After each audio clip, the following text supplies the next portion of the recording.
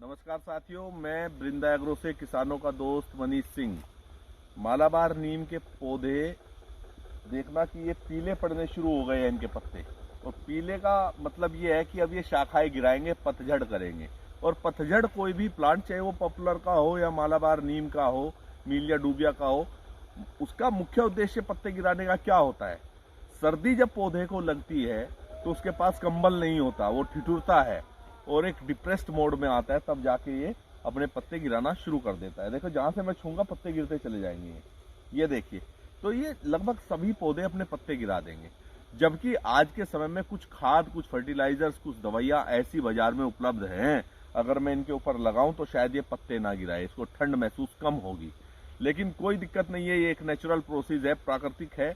एक मुख्य सूचना मैं किसान भाइयों आपको देना चाहता हूं कि मैं बृंदा एग्रो ने वैज्ञानिकों से कंसल्ट करके, उनसे सलाह करके कि क्या क्या ऐसे कंटेंट हो सकते हैं वो पूर्ण रूप से ऑर्गेनिक हो, जिसका मैं एक खाद डेवलप करूं जो पौधों को बहुत तेजी से बढ़ाने में और उसका वजन कैरी कराने में बहुत ज्यादा सहायक हो। तो वो खाद बृंदा एग्रो फरवरी से देना शुरू करेगा। और ना सिर्फ वो पौधों के काम आएगा, बल्कि अगर आप 1 एकड़ में वो 4 किलो मेरा खाद लगाएंगे तो फसल को भी बहुत जबरदस्त रूप से ग्रोथ देगा और जो फलों वाले पेड़ है उनको फ्रूटिंग बहुत अच्छी कराएगा।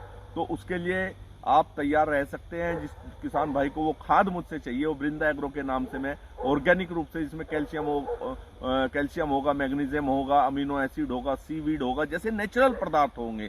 कोई भी पेस्टिसाइड हम उसमें यूज नहीं करेंगे।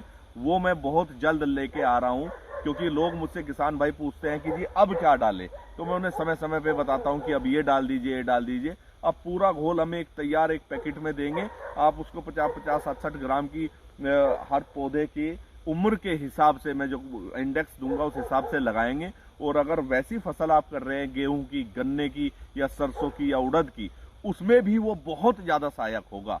तो बृंदा एग्रो बहुत जल्दी इसको आपके बीच ला रहा है। धन्यवाद किसान भाई।